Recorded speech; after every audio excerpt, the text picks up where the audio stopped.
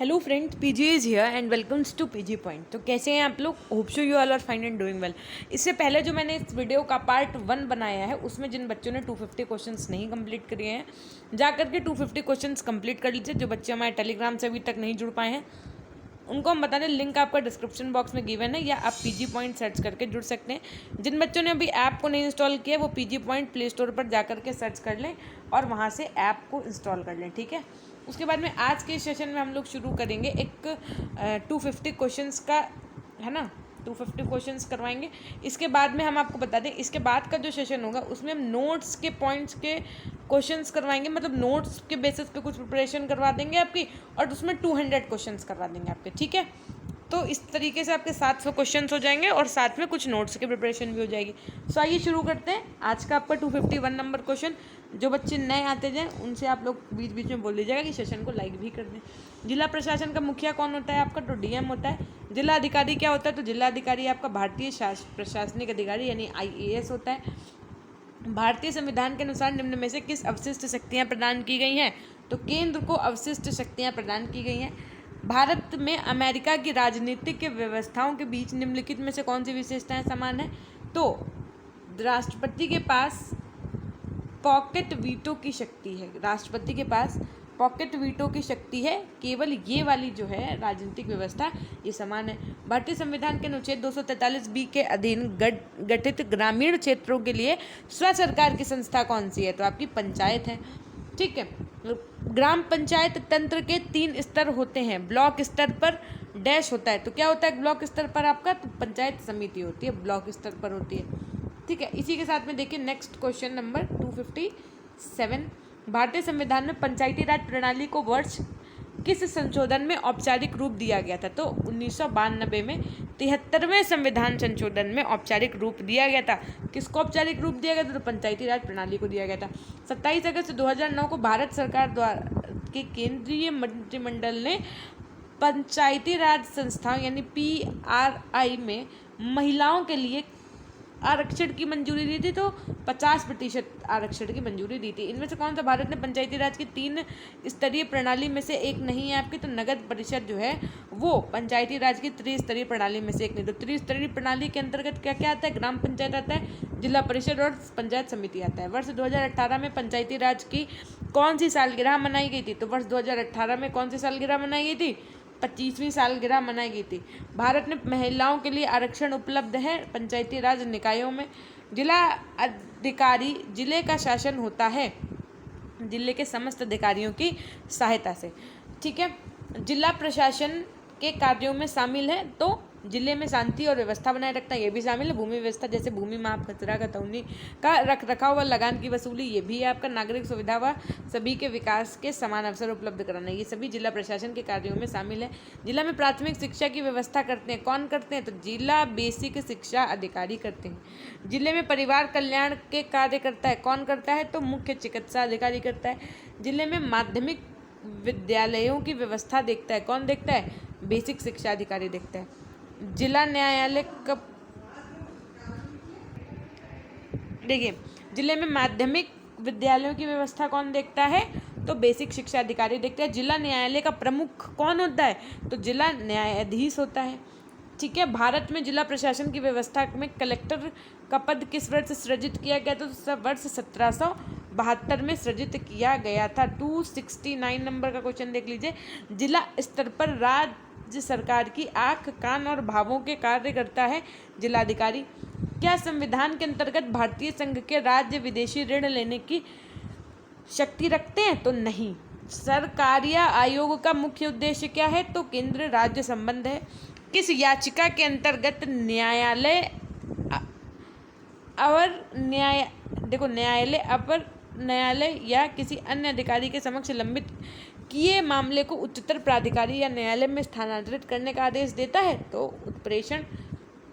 किसी व्यक्ति को सुप्रीम कोर्ट के एक न्यायाधीश के रूप में नियुक्त के लिए योग्य नहीं माना जाएगा तब तक वह कम से कम डैश साल के लिए उच्च न्यायालय का 2 या 2 से अधिक ऐसी अदालतों का उत्तरवर्तन में वकील रहा हो।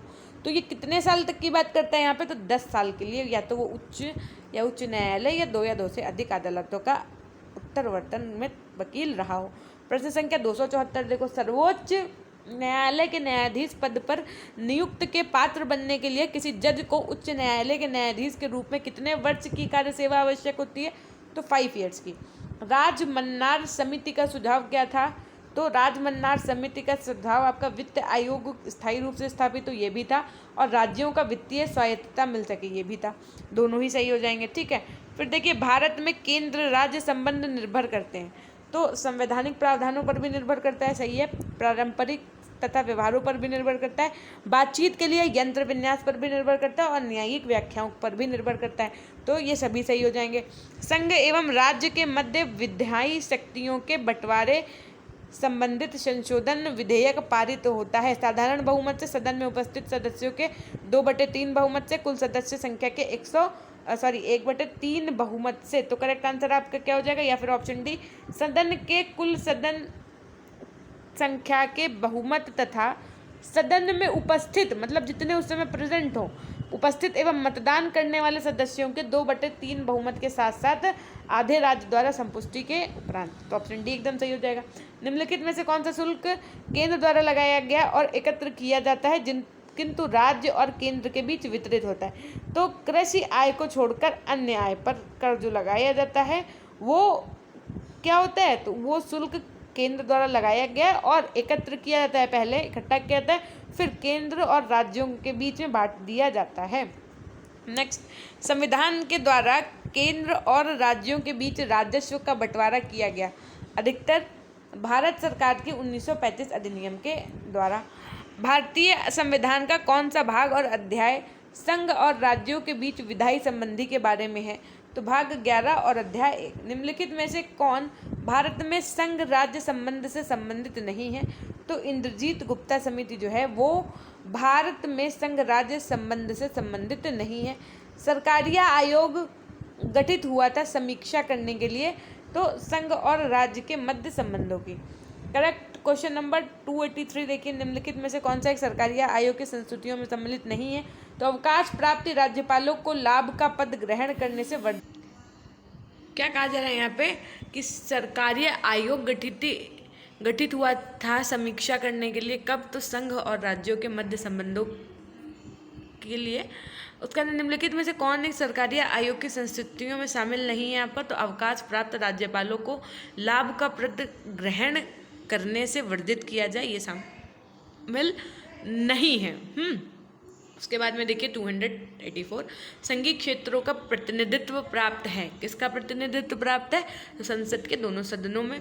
संघीय व्यवस्था में किस संस्था को संविधान का संतुलन चक्र माना जाता है? तो करेक्ट आंसर हो जाएगा आपका न्यायपालिका।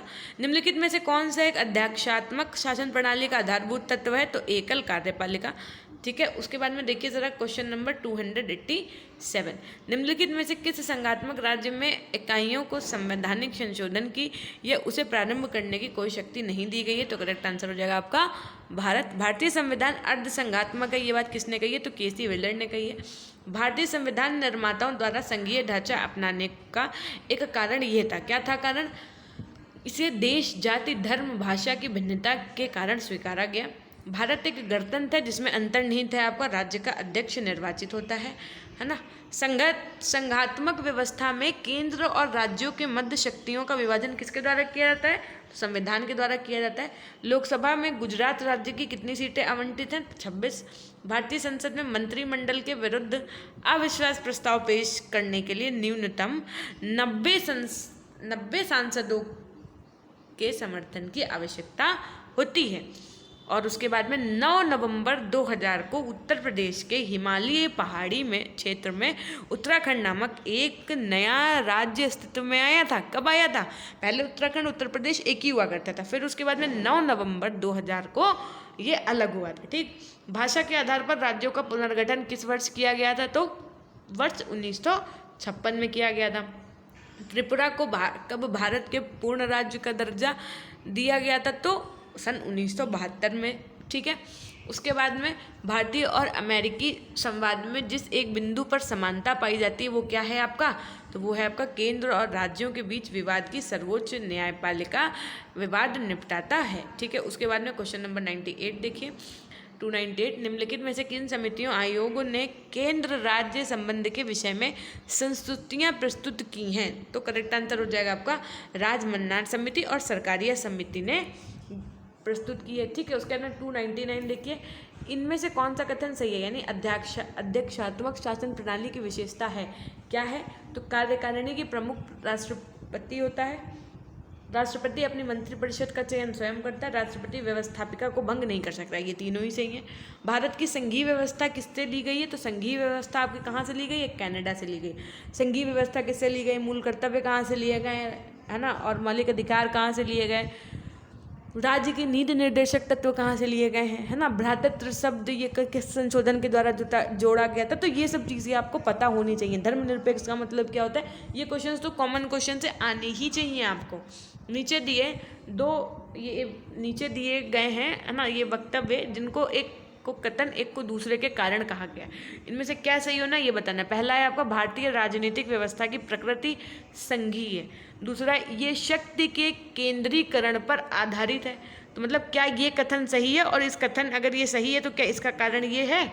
तो आपका करेक्ट आंसर हो जाएगा ए तथा आर दोनों सही है, परंतु जो आर है वो ए की करेक्ट व्याख्या नहीं करता है। ठीक है, कौन सा मत वृहद रूप से भारत में क्षेत्रवाद के अस्तित्व से संबंधित है? तो भारतीय संघ से स्वतंत्र होने की मांग, पृथक राज्य की मांग, पूर्ण राज्य की मांग, ये सभी जो है इस क्षेत्रवाद के अस्तित्व से संबंधित हैं। सरकारी आयोग की संस्तुतियां निम्नलिखित में से किससे संबंधित हैं आपकी? तो केंद्र राज्य से संबंधित है। केंद्र सरकार और राज्य सरकारों को प्राधिकार प्राप्त होता है तो भारतीय संविधान से प्राप्त होता है। केंद्र एवं राज्यों के बीच वैधानिक शक्तियों को बंटवारा दिया हुआ है, 7वीं अनुसूची में दिया गया है। केंद्र तथा राज्यों के बीच शक्तियों के वितरण के लिए भारत का संविधान 3 सूचियों को प्रस्तुत करता है। निम्नलिखित अनुच्छेदों में से कौन से 2 अनुच्छेद शक्तियों के वितरण को विनियमित करते हैं? तो अनुच्छेद 245 और 246। संघात्मक राज्य में केंद्र व राज्य व शक्तियों में परिवर्तन किया जा सकता है तो संविधान संशोधन द्वारा किया जा सकता है। क्वेश्चन नंबर 308 देखिए, संघात्मक सरकार का निम्न में से कौन सा आधार है?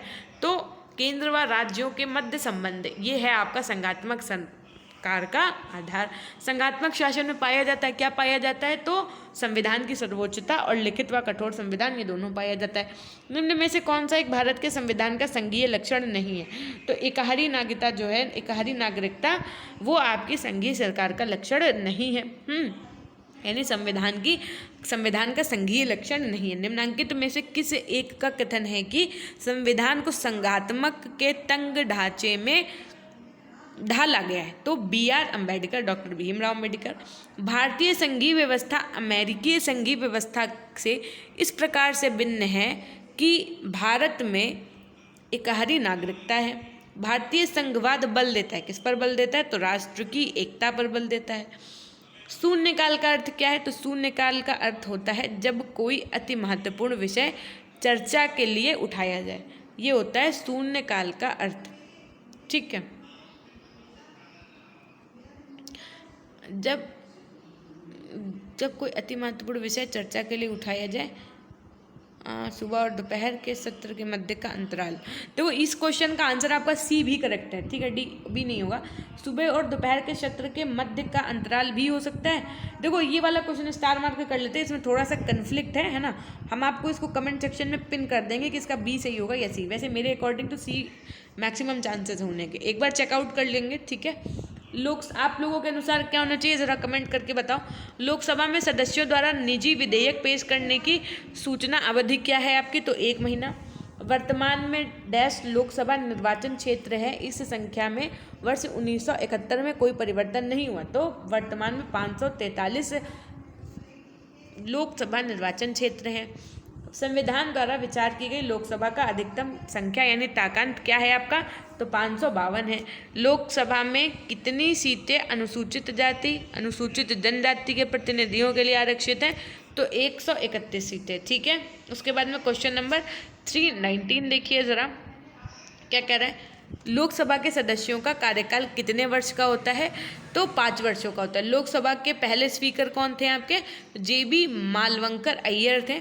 भारत में निम्न में से किस लोकसभा अध्यक्ष का कुल कार्यकाल सर्वाधिक रहा था?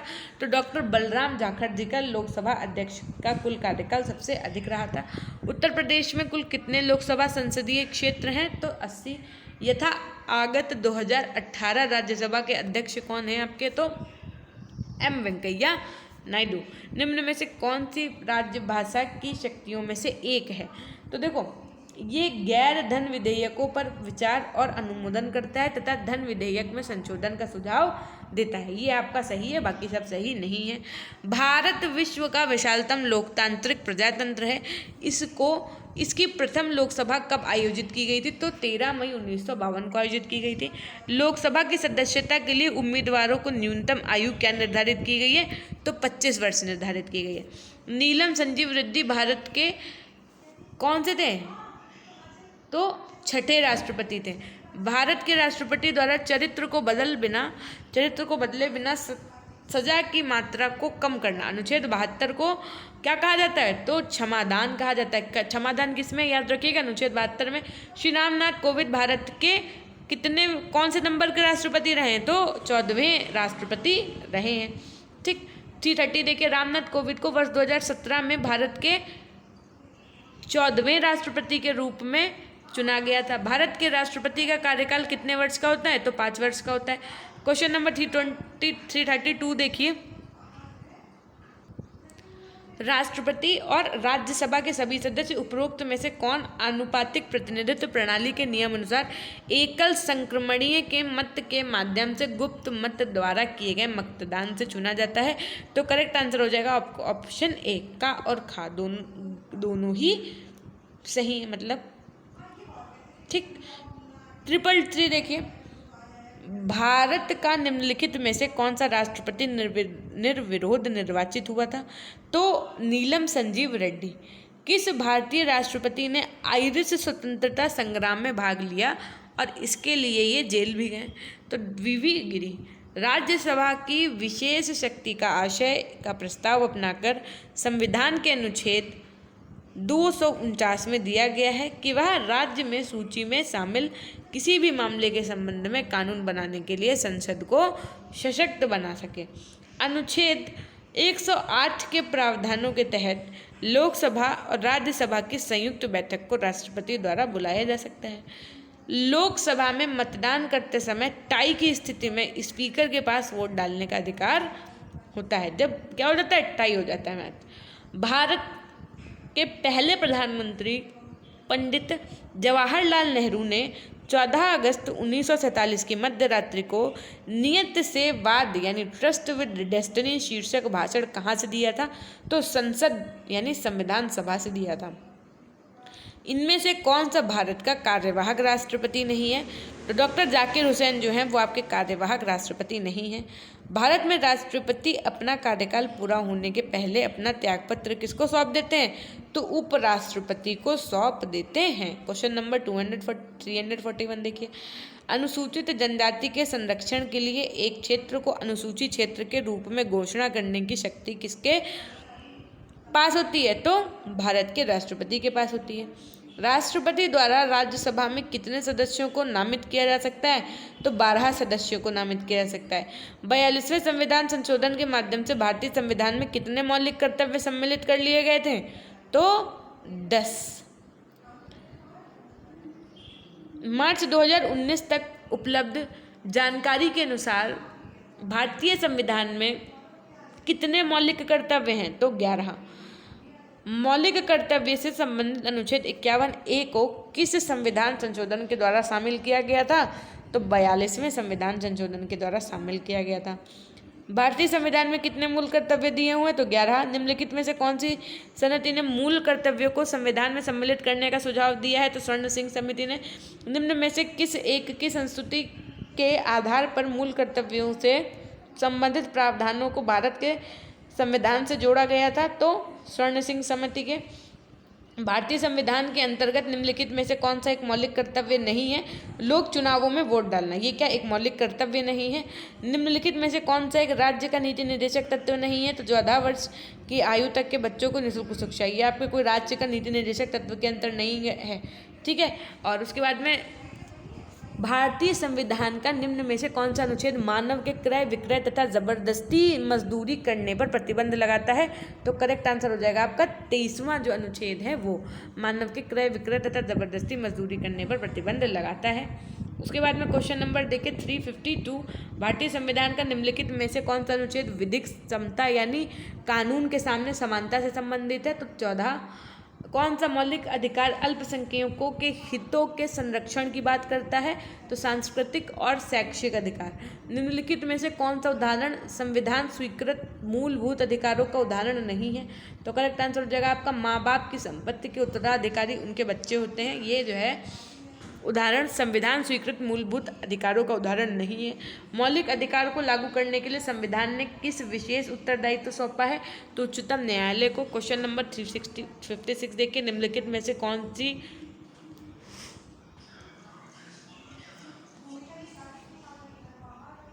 निम्नलिखित में से कौन सा सांसद का कार्य नहीं है पूछा गया है? तो सांसद के पास कोई न्यायिक कार्य नहीं है। राष्ट्रपति, उपराष्ट्रपति और सुप्रीम कोर्ट और उच्च न्यायालयों के न्यायाधीश के हटाने के लिए मंत्रियों की परिषद जिम्मेदार होती है। ठीक है, तो क्या न्यायालय की इससे फिर आपको पता चलेगा संसद के कार्य क्या क्या होते हैं। तो पहला है संसद विधायी कानून बनाने और वित्तीय कार्य करती है। धन बिल और बजटीय कार्य के अलावा यह कार्यकारी को भी नियंत्रित करती है और इसकी जवाबदेही सुनिश्चित करती है। संसद कुछ चुनावी कार्य करती है क्योंकि यह भारत के राष्ट्रपति और उपराष्ट्रपति का चुनाव करती है। संसद में संविधान यानी संशोधन शक्ति में परिवर्तन पर चर्चा करने और लागू करने का भी अधिकार है। ठीक, नेक्स्ट देखो, लोकसभा या विधानसभा चुनाव में खड़े होने के लिए उम्मीदवार की आयु कम से कम कितनी होनी चाहिए? तो 25 वर्ष। लोकसभा चुनावों के लिए उम्मीदवार बनने की न्यूनतम आयु कितनी होनी चाहिए? तो 25 वर्ष। लोकसभा में शून्यकाल की अवधि अधिक से अधिक कितने घंटे की हो सकती है? तो अनिश्चित काल के लिए हो सकती है। भारत का राष्ट्रपति अपना त्याग पत्र किसको संबोधित करता है? तो उपराष्ट्रपति को। उपराष्ट्रपति को अपना कार्यकाल समाप्त होने से पूर्व अपने पद से हटाने का अधिकार निम्नलिखित में से किसके पास होता है? तो राज्यसभा के पास होता है।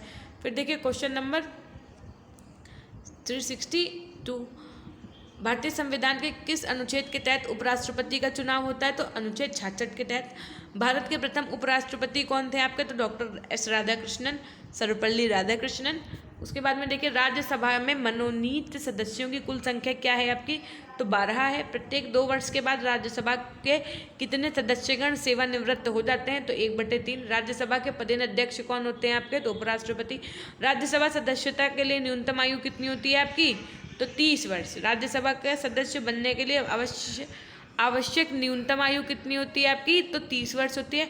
मृत्युदंड के मामले में क्षमा देने का अधिकार किसके पास होता है? तो राष्ट्रपति के पास होता है। प्रजातंत्र के प्रकार आपके कौन कौन से? तो प्रत्यक्ष और अप्रत्यक्ष दोनों। जनतंत्र वह सरकार है जिसमें सब भाग लेते हैं, यह कथन किसका है? सिले का है। जनतंत्र जनता की सरकार है, ये बात किसने कही थी? तो अरस्तू ने कही थी। जनतंत्र जनता के द्वारा जनता के लिए शासन है, ये किसने कहा था? तो अब्राहम लिंकन ने कहा था। जनतंत्र के सिद्धांत हैं, ये बात किसने कही थी? तो जनतंत्र के सिद्धांत आपके कौन कौन से? न्याय, बंधुत्व, समता मतलब समानता या फिर स्वतंत्रता। तो ये सभी जो है वो क्या है? जनतंत्र के सिद्धांत हैं। जनतंत्रीय शिक्षा के प्रमुख उद्देश्य आपके क्या हैं? तो जनतंत्रीय नागरिकता का विकास, व्यवसायिक कुशलता का विकास, धार्मिक सहिष्णुता का विकास, ये सभी आपके जनतंत्रीय शिक्षा के प्रमुख उद्देश्य हैं। जनतंत्र में शिक्षा होनी चाहिए, कैसी होनी चाहिए? बाल केंद्रित होनी चाहिए, सार्वभौमिक और निःशुल्क एवं अनिवार्य की सभी। जनतंत्र में अध्यापक की भूमिका कैसी होनी चाहिए? तो अध्यापक का समाज में उच्च स्तर होना चाहिए, बालकों की योग्यताओं को समझने की क्षमता होनी चाहिए, अध्यापक को चरित्रवान होना चाहिए जिसका समाज आदर करे। तो ये सभी एकदम सही हो जाएंगे। शिक्षा के समान अवसरों का प्रावधान किया है केंद्र सरकार और राज्य सरकार दोनों ने किया है। शैक्षिक अवसरों की समानता आवश्यक है लोकतंत्र की सफलता के लिए, वर्गहीन समाज की स्थापना के लिए, कल्याणकारी राज्य के लिए, इन सभी के लिए शैक्षिक अवसरों की समानता आवश्यक है। भारत में शैक्षिक अवसरों की असमानता का कारण क्या है? तो परिवार का वातावरण, प्रादेशिक असंतुलन और विकलांगता, ये सभी करेक्ट हो जाएगा ऑप्शन डी। अल्पसंख्यक वर्ग को निर्धारित किया जाता है, किसके लिए निर्धारित किया जा सकता है? जाति के आधार पर, प्रादेशिकता या फिर धर्म के आधार पर। तो ये सभी करेक्ट हो जाएगा। भारत में शैक्षिक अवसरों की समानता का क्षेत्र क्या है? तो अनुसूचित जनजाति, अनुसूचित जाति, अल्पसंख्यक वर्ग, ये सभी सही हो जाएगा। स्त्री शिक्षा तथा लैंगिक शिक्षा का प्रतिमान आपका प्राचीन काल में है, आधुनिक काल में है, मध्यकाल में, तो ये सभी सही हो जाएगा। शिक्षा के अभिकरण कौन कौन से हैं आपके? तो अनौपचारिक, औपचारिक या फिर अंशौपचारिक, तो ये सभी सही हो जाएगा। लिंगीय विभेद के प्रकार कौन कौन से हैं आपके? प्रजातीय विभेद, व्यक्तिगत विभेद, लिंगीय भेद। तो ये सभी सही हो जाएगा। धर्म की उपयोगिता का महत्व क्या है आपका, तो समाज के लिए, संस्कृति के लिए, अत्यधिक गतिशीलता के लिए, ये सभी आपका करेक्ट हो जाएगा। अंधों के लिए पाठ्यक्रम क्या है आपका, गतिशीलता, गृह विज्ञान, संगीत, या फिर ये सभी। तो करेक्ट आंसर हो जाएगा आपका ये सभी। क्वेश्चन नंबर 388 देखिए जरा, शिक्षक के संदर्भ में जेंडर भेद क्या है। तो शिक्षक के संदर्भ में जेंडर भेद पाया जाता है, नहीं पाया जाता है, कभी कभी पाया जाता है, या फिर ये सभी। तो शिक्षक के संदर्भ में जेंडर भेद पाया जाता है। भारत में जाति का आधार क्या है, जन्म, धन दौलत, व्यवसाय, या फिर पद। तो जन्म। किस काल ने पुरुषों की तुलना में स्त्रियों में गिरावट आई थी, तो आपका मध्यकाल में आई थी। भारतीय समाज में सर्वोच्च स्थान प्रदान किया है, किसने किया है, तो पुरुषों ने। पुरुष प्रधान समाज में सर्वे सर्वा होते हैं, कौन होते हैं, तो पुरुष होते हैं। लिंग असमानता विभिन्न तरीकों में प्रकट होती है, तो किसमें होती है, कन्या भ्रूण हत्या और कन्या बाल हत्या में होती है। क्या होती है, तो लिंग असमानता प्रकट होती है। बालकों के समाजीकरण की प्रथम पाठशाला क्या है, तो बालकों के समाजीकरण की प्रथम पाठशाला आपकी परिवार है। नेक्स्ट, समावेशन की प्रक्रिया के आयाम क्या है आपके, तो सामाजिक, आर्थिक, राजनीतिक, ये सभी हैं। बालिका बड़ी होकर बनती है क्या, माँ, पत्नी, बहन, या फिर ये सभी। तो करेक्ट आंसर हो जाएगा ये सभी। स्त्रियों में महत्वपूर्ण योगदान है किसका है, परिवार में, राष्ट्र निर्माण में, समाज में। तो करेक्ट आंसर हो जाएगा आपका इन सभी में। लैंगिक भेद रहित परिचर्चा व्यूह रचना के लिए किस प्रकार के वातावरण को अधिक महत्व दिया जाता है, तो करेक्ट आंसर हो जाएगा आपका प्रजातांत्रिक। कक्ष शिक्षण में लैंगिक भेदभाव को मिटाने के लिए किसको अधिक महत्व दिया जाता है, तो व्यवहारिक परिवर्तन को। उसके बाद में शिक्षण की वार्तालाप विधि में लैंगिक भेदभाव न उत्पन्न हो, इसलिए किस माध्यम के प्रयोग को अधिक महत्व दिया जाता है, तो आपका करेक्ट आंसर यहाँ पर क्या हो जाएगा, शाब्दिक। महिलाओं के विरुद्ध हिंसा बनाए रखने वाले अभिकरण क्या है आपके, परिवार, कार्यस्थल, विद्यालय, या फिर ये सभी। तो ये सभी एकदम सही हो जाएगा। महिला हिंसा में परिवार की भूमिका क्या होती है, कन्या भ्रूण हत्या, बाल विवाह, कन्या शिशु हत्या। तो ये सभी सही हो जाएगा। बाल विवाह के दुष्प्रभाव क्या है आपके, कुपोषित बच्चों का जन्म, अशिक्षा में वृद्धि, बेरोजगारी में वृद्धि। तो ये सभी एकदम सही हो जाएगा। मानव अधिकार की शिक्षा के लिए साधन क्या है आपका, सेमिनार, अभिनय, वाद विवाद, या फिर ये सभी। तो करेक्ट आंसर हो जाएगा आपका ये सभी। समाजीकरण के स्रोत व कारक क्या है, परिवार, पड़ोस, धार्मिक समिति। तो करेक्ट आंसर हो जाएगा आपका ये सभी। प्रगतिशील समाज में समाजीकरण क्या होता है आपका, तीव्र, धीमा, एवं भी दोनों, या फिर इनमें से कोई नहीं। प्रगतिशील समाज में समाजीकरण होता है तीव्र गति से। मातृत्व सुविधा का मूल कानून कब बना, तो 1961 में बना। समाजीकरण की कौन सी विधियां हैं आपकी, बताओ, पुरस्कार विधि, दंड विधि, या फिर एवं भी दोनों। तो करेक्ट आंसर हो जाएगा आपका एवं भी दोनों।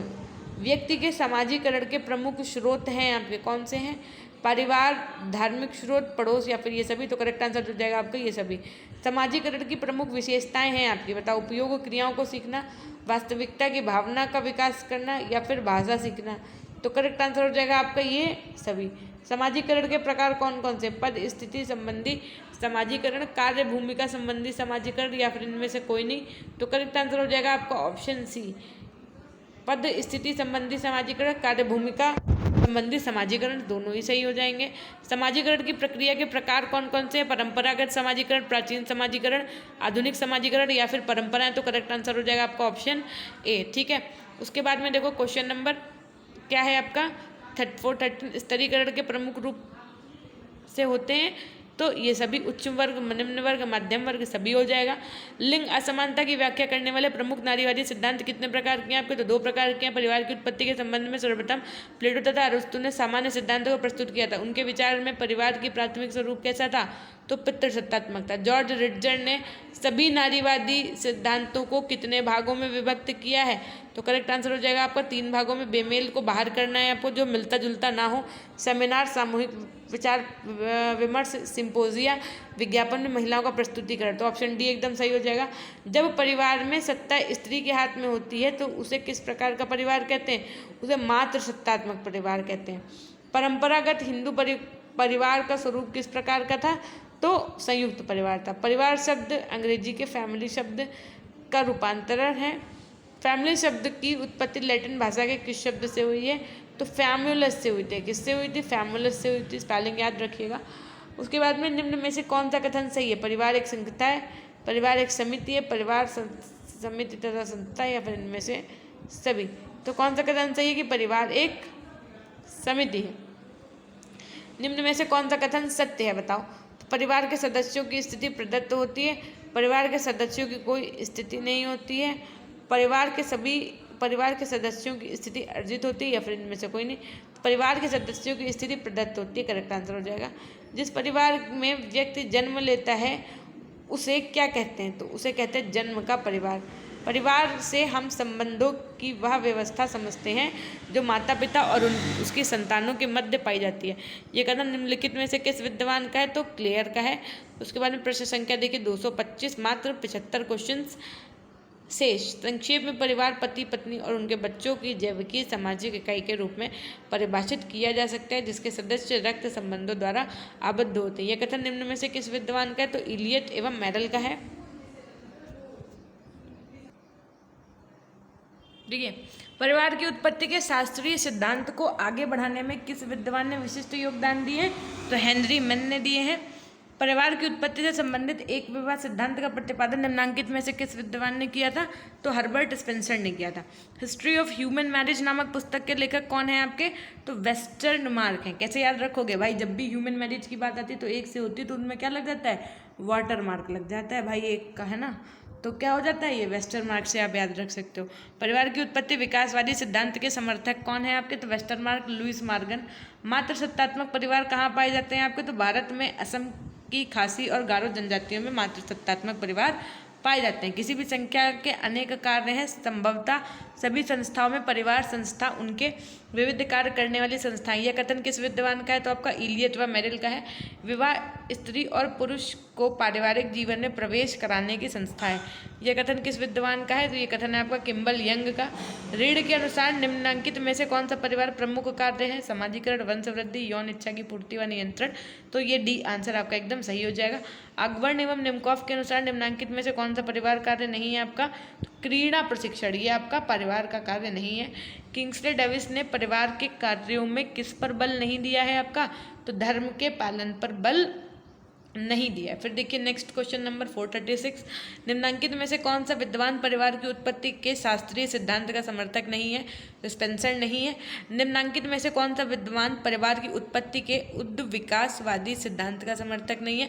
तो फ्रेजर हो जाएगा। संपत्ति के उत्तराधिकार का वह नियम जिसके अनुसार प्रत्येक सदस्य जन्म से ही पारिवारिक संपत्ति का अधिकारी होता है। तो करेक्ट आंसर हो जाएगा आपका मिताक्षरा। मिताक्षरा के नियमों के प्रवर्तक कौन माने जाते हैं आपके? तो विज्ञानेश्वर माने जाते हैं। एक विवाह ही विवाह का प्रारंभिक स्वरूप था, रहा है और रहेगा। ये कथन किस समाजशास्त्री का है? तो ये कथन है आपका मैलिनोवस्की का। एक पत्नी के एक से अधिक पति वाला परिवार क्या कहलाता है? तो कहलाता है आपका बहुपति परिवार। माता के पास सत्ता वाला परिवार क्या कहलाता है? तो मातृसत्तात्मक।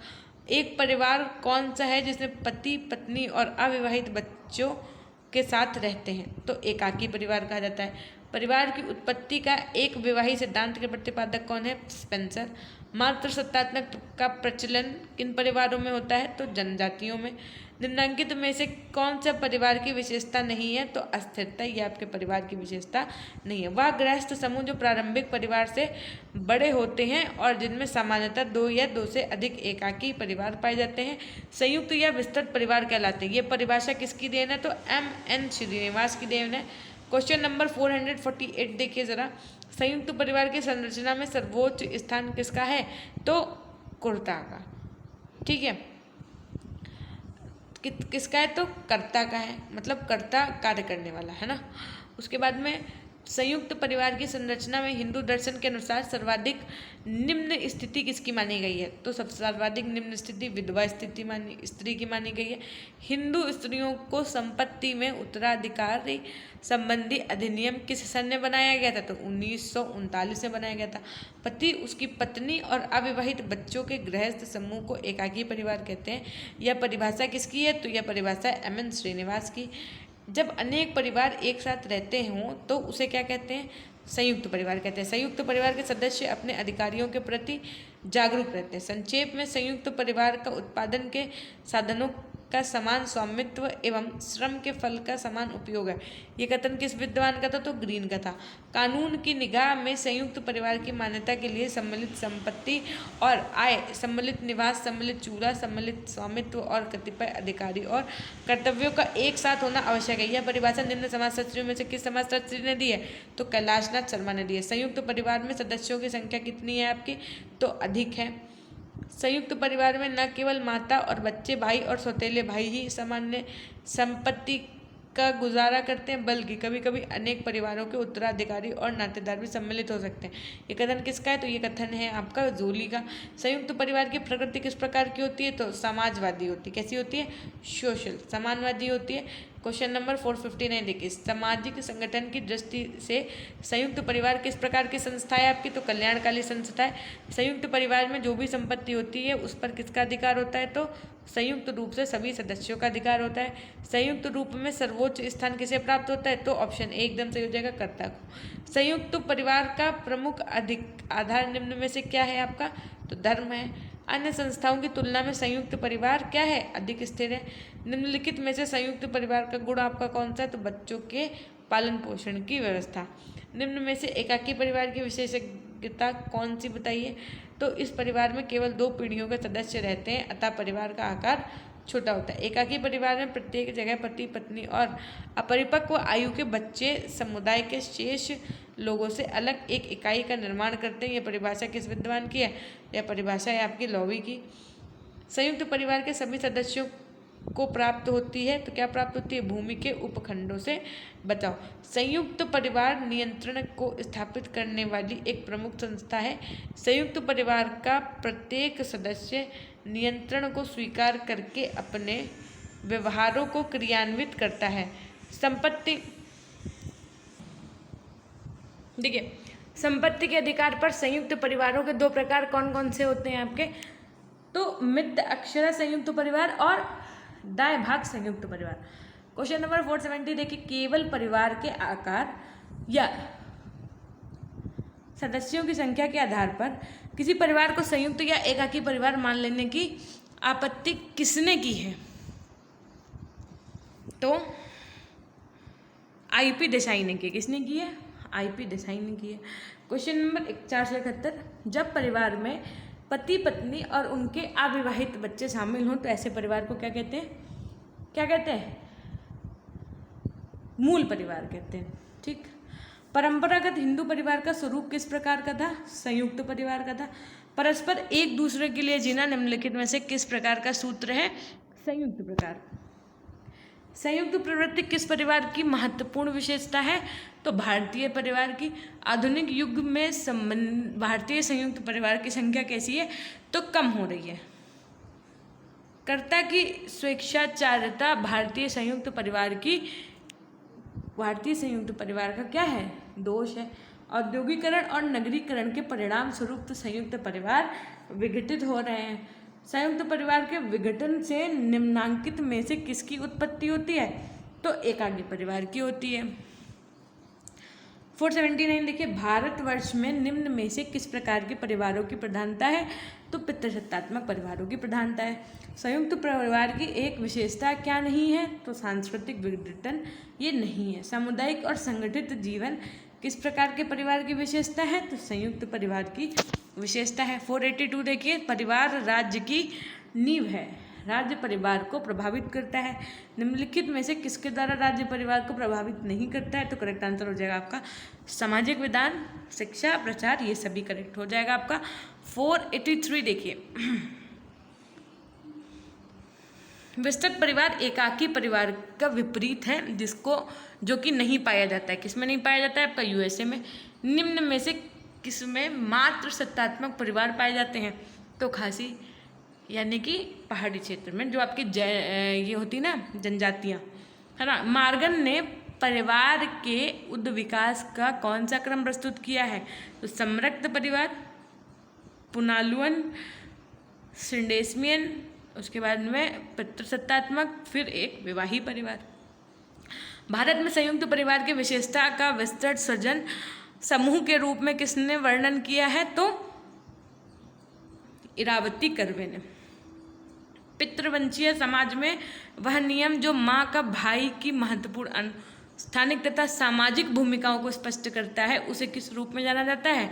विवाह संबंध के रूप में। संबंधियों का वह विवाह जिसमें एक व्यक्ति सभी समरक्त संबंधियों के प्रति दायित्व की भावना रखता है उसे क्या कहते हैं? संबंधी कहते हैं। निम्नलिखित में से जनजाति मातृवंशीय कौन सी है? जयंतिका, कुकी, खासी या फिर मीजो? ये question one of the most important है, तो जयंतियाँ। भारत में अंतरजातीय विवाह से विधायी प्रावधान प्रथम किसमें किए गए हैं? तो विशेष विवाह अधिनियम 1872 में। देवर अधिकार विवाह क्या है? तो दिवंगत पति के भाई के साथ विवाह क्या कहलाता है? देवर अधिकार विवाह। निम्नलिखित में से औद्योगिक समाज में परिवार का कौन सा प्रकार्य नहीं है? तो उत्पादन की इकाई के रूप में कार्य करना, ये कोई जो है प्रकार्य नहीं है। मूल परिवार की रचना निम्नलिखित में से कौन से संबंध है? तो करेक्ट आंसर हो जाएगा आनुष्ठानिक संबंध जो है वो मूल परिवार की रचना से संबंधित संबंध है ना। फिर देखिए क्वेश्चन नंबर 494, भारत में निम्नलिखित में से प्रायः कौन से प्रकार के लोगों में संयुक्त परिवार नहीं मिलते हैं? तो व्यवसायी वर्ग जो है इनमें नहीं मिलते। एक परिवार जिसमें दादा एक गांव में किसान थे और पिता ने कस्बे में एक स्कूल में अध्यापन किया था, और जब अब पुत्र एक बहुराष्ट्रीय निगमन में औद्योगिक अभियंता है। यह उदाहरण है अंतरपीढ़ी गतिशीलता का उदाहरण है। वेस्टरमार्क के अनुसार परिवार का प्रारंभिक स्वरूप क्या था? तो मातृस्थानीय था। परिहार किससे संबंधित होता है? तो परिहार संबंधित होता है आपका इनमें से किसी से नहीं। The history of human marriage नामक पुस्तक के लेखक कौन है? Western mark. कैसे बताया था? ह्यूमन मैरिज के बाद में क्या लग जाता है? Water mark. ऐसे याद कर सकते हैं। परिवार तथा नातेदारी का क्षेत्रीय अध्ययन किसने किया था? तो इरावती कार्वे ने किया था। महर का भुगतान किसे करना पड़ता है? तो महर का भुगतान करना पड़ता है पति द्वारा पत्नी को महर का भुगतान करना पड़ता है। तो ये 500 क्वेश्चंस यानी कि 250 सुबह वाली मीटिंग में 250 अभी वाली मीटिंग में कंप्लीट करवा दिए। कुछ क्वेश्चंस और करवा देते तो रात वाली मीटिंग में, शाम वाले में आपके पास टाइम बचेगा, ज़्यादा से ज़्यादा नोट्स पर डिस्कशन कर लेंगे। परिवार की उत्पत्ति से संबंधित यौन साम्यवाद सिद्धांत के प्रवर्तक कौन है आपके? तो मॉर्गन है। भौतिक संस्कृति किससे संबंधित होती है? तो आपकी भौतिक वस्तुओं से संबंधित होती है। हमारी संस्कृत वह है जो हम इस कथन के आधार पर संस्कृत और सभ्यता में अंतर किसने किया है? तो मैकाइवर तथा पेज ने। कौन सा तत्व समाज की सांस्कृतिक का सामान्य प्रतिमान नहीं है? समाज के कानून द्वारा निर्धारित प्रतिमान। कौन सा कार्य संस्कृत का उपयुक्त कार्य नहीं है आपका? मानव व्यवहार पर नियंत्रण, हिंसात्मक प्रतियोगिता की भावना का विकास। क्वेश्चन पूछा गया कौन सा कार्य संस्कृति का उपयुक्त कार्य नहीं है? व्यक्तियों के समाज में रहने वाले एवं व्यवहार करने की शिक्षा देना, या फिर व्यक्तियों को समाज की मान्यताओं एवं आदर्श का ज्ञान देना। करेक्ट आंसर हो जाता है यहाँ पे क्या कि हिंसात्मक प्रतियोगिता की भावना का विकास। ये संस्कृत के उपयुक्त कार्य नहीं है। ठीक। क्वेश्चन नंबर 506, संस्कृत की प्रमुख वाहक भाषा है क्या है? अध्ययन। कौन सा तत्व संस्कृत का अंग नहीं है? रेल की पटरी। किसने संस्कृत के 9 लक्षण बतलाए हैं? तो विस्लर ने। निम्नलिखित में से कौन सा भारतीय संस्कृति का आधार तत्व है? आध्यात्मिकता। निम्नलिखित में से कौन सा समूह प्रजाति नहीं है? तो भारतीय। निम्नांकित में से कौन सा समूह प्रजाति नहीं है? तो नागा। मानव तथा पशु समाज को एक दूसरे से पृथक करने वाला प्रमुख कारक कौन सा है? तो संस्कृति। संस्कृत प्राप्त आवश्यकताओं की एक आवश्यकता तथा उद्देश्यात्मक क्रियाओं की संगठित व्यवस्था है। ये किसने कहा है? तो ये कहा है आपका मैलिनोवस्की ने। संस्कृत हमारे नित्य प्रतिदिन के रहन सहन, साहित्यिक, धर्म, कला, मनोरंजन तथा आनंद में पाए जाने वाले विचारों के ढंग में हमारी प्रकृति की अभिव्यक्ति है। यह परिभाषा किसने दी है? तो मैकाइवर तथा पेज ने दी है।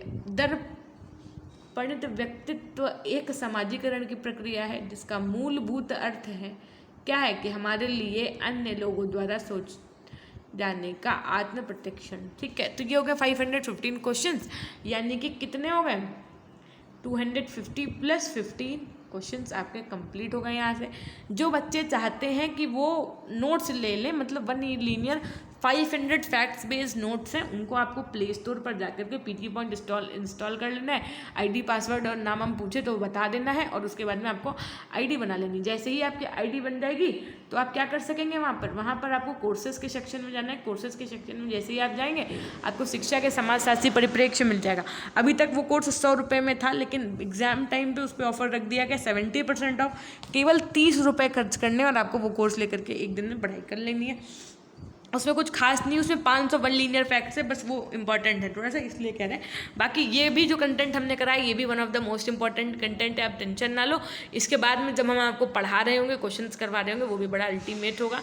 ठीक है, तो फिर मिलते हैं हम आपसे। अभी कितने क्वेश्चंस और बच्चे, 85 प्लस 100, 185 क्वेश्चंस प्लस नोट्स के साथ में। तब तक के लिए अपना ध्यान रखिएगा, हमेशा खुश रहिए, मुस्कुराते रहिए, कभी अपने लिए तो कभी अपनों के लिए। फटाफट से लिख दीजिए अपनों के लिए, जिन बच्चों ने सेशन को लाइक नहीं किया फटाफट से लाइक कर दीजिए। चैनल पर नए हैं तो चैनल को सब्सक्राइब करके बेल आइकन प्रेस करना ना भूलिएगा।